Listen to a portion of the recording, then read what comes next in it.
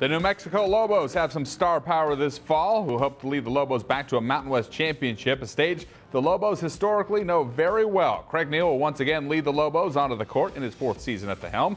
Last season, New Mexico was 17-15 overall, 10-8 in Mountain West play, good enough for fourth in the league. The Lobos, who returned 4 starters and 9 letter winners, are picked third in the preseason poll that was released earlier today in Las Vegas. Joined on set now by the New Mexico Lobos, Coach Craig Neal, Tim Williams, and Elijah Brown. Let's start right out of the gate with what was released here in conjunction with the poll. New Mexico fellas have 2 guys on the first team All Mountain West team preseason, and understanding that that's always a reflection on what you did last year versus what you're going to do this year. But that's a heck of a feather in the cap for the Lobos, Elijah, to have 2 players listed as the top 5 players in the league. Yeah, I mean, you know, we got a lot of confidence. Coach puts us in good positions to execute and show our abilities, you know, what we're able to do. And at the same time, I feel like we can play well with each other. So I think, you know, his award is a reflection of, you know, some of the things I'm able to do and help him and the rest of our teammates as well as my, you know, accolade. I would say he was a big part of that as well, the rest of my teammates and coaches. So I think we're getting better at just, you know, learning how to play with each other. We have another year under our belt, so we have even higher expectations, not only, you know, for us two, but just as a team, we have way higher expectations this year, so we're excited. You look at the preseason team that's on the screen: Cameron Oliver, yourself, Elijah Brown, Jalen Moore, Tim Williams, and Trey Kell. Coach, of those 5, Elijah is picked as the preseason player of the year, the cream that rises to the top, so to speak. Why, in your opinion, was he picked as, you know what, this guy's going to be the best player the Mountain West has to offer? Well, I'm very fortunate. I have 2 guys that can really score the ball and are hard to guard. I think Elijah can do a lot of things. He can score all 3 areas. You know, he's got mid-range, he can score from deep, and he can get to the rim and get to the foul line. I think his foul shooting, nobody really wants to talk about, but he's able to score a lot of points from the foul line. And then, so I think that's one reason why he was picked, and I think people know how hard he is to play against and how hard he's going to work. So, you know, my biggest thing is to challenge them on what are you going to add to your game? Mm-hmm. How are you going to come back better than you were a year ago?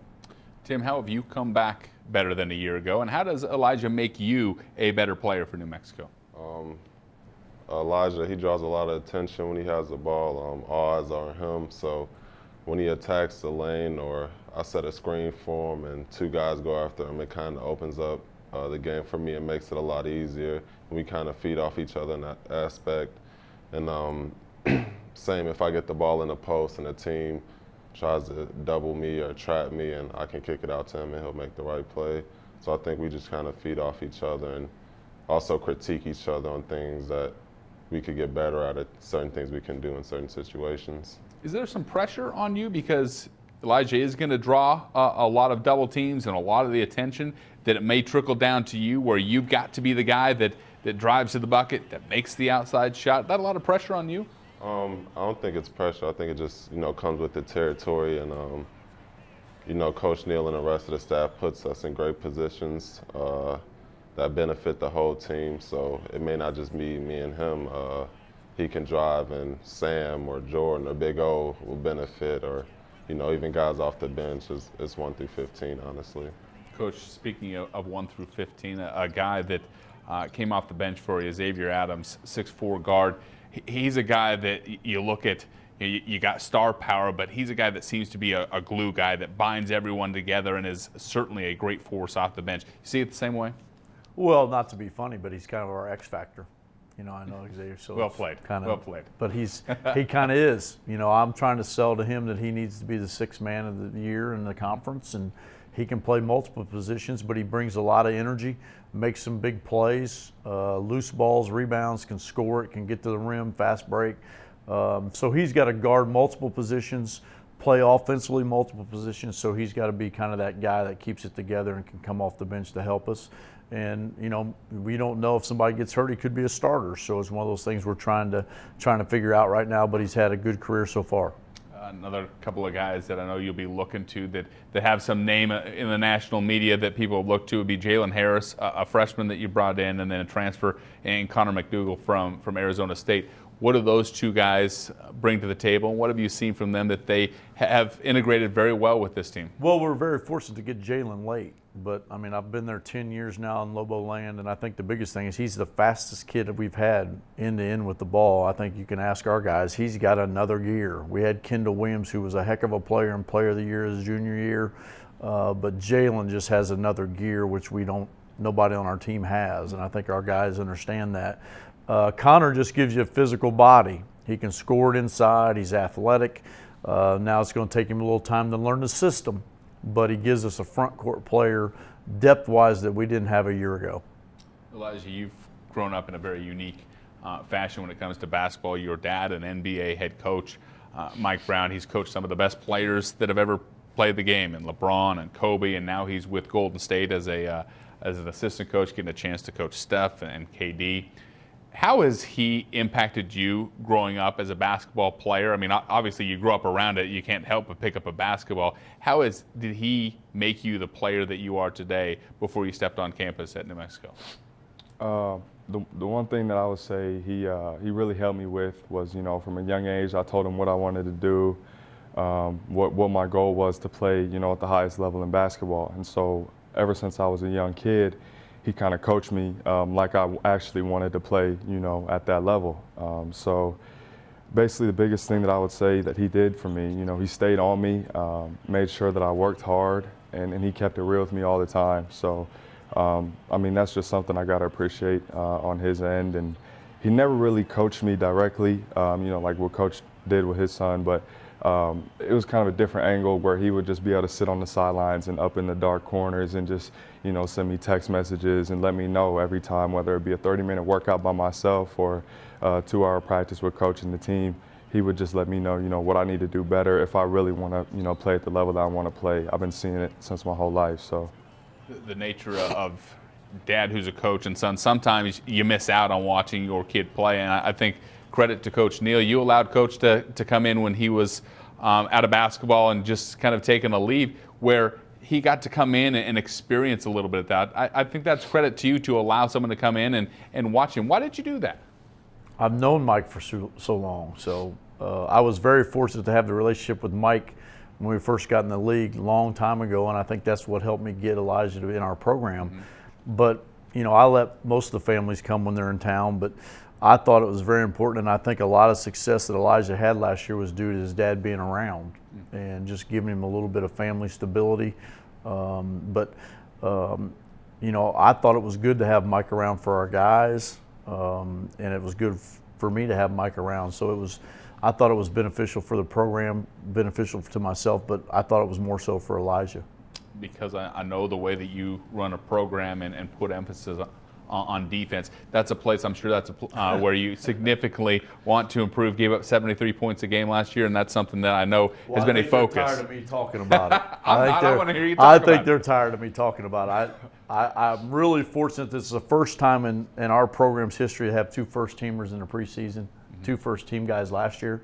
Now, hopefully, there'll be 2 first-team defensive players of the year. So, when you go in your last 6 games, you allow 77 points. You can't get to where you want to go if you do that. I think they understand that. I think the maturity, I think playing together, I think they understand that. So practices haven't been a lot of fun right now, but we're taking care of things that we need to take care of to get better. And watching video of you here in the mascots and in the mascot suits, you're cutting down nets. You're a beloved figure because you put yourself out there and you make yourself a part of the Albuquerque community. That's really important to you to not be a basketball coach, but be a part of the New Mexico Lobo community.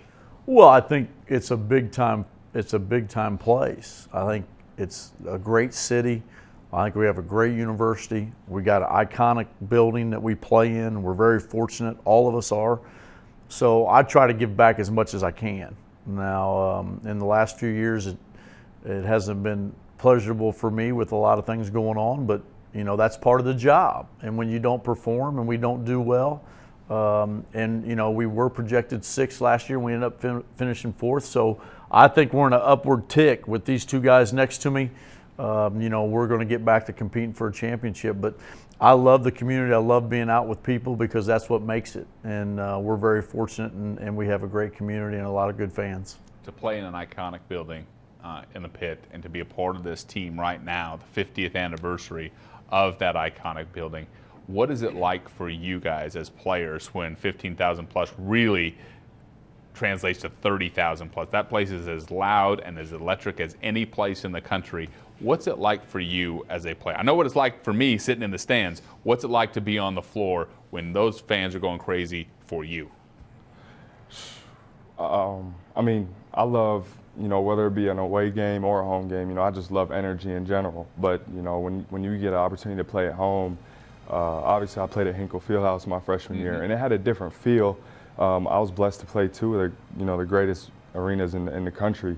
It had a different feel, but it definitely doesn't compare to the pit, just in my opinion, just how loud it gets. Like, the fans, you know, they love basketball. Like, they just love to see their team do well. So that was really, along with, you know, knowing Coach and before I even, you know, came here, just seeing how passionate the fans were, even on Twitter, social media. I mean, they love it. It's crazy. So that was one of the biggest things that got me to come here. I mean, he could probably say the same, but. Tim, when you guys welcome in a big-time opponent, I look at San Diego State, and as Coach talked about, you have to beat those big teams, those teams that have cut down the nets recently, to be that team at the end. And you guys have had experience in cutting down the nets. You have bookend games conference-wise with San Diego State. You open up with them on New Year's Eve, and then you finish with San Diego State on March 4th. When you bring in a team like that, where it's got the name value, got that rivalry that you've built, what do you expect it to be like at the pit on a game like that? I expect that to be, you know, sold out, filled over capacity. Like, the fans really get into that game. You know, it's a rivalry game. It's an unbelievable experience just playing San Diego State at their place or even at home, because, you know, the gym's going to be packed. It's going to be one of the funnest games we play all year. And I love playing in the pit. The crowd, the energy, it just gives you that extra motivation to get that last stop, or 6-0 runs or 8-0 runs can turn into 12, 14-0 runs just by the energy they bring, and they're pushing you and they're all behind you, supporting you. No doubt it'll be a great way to finish the conference season on March 4th, New Mexico and San Diego State. Before that, the New Mexico Lobos open up the year against Idaho State on November 11th. Appreciate you guys making some time, and good luck to you.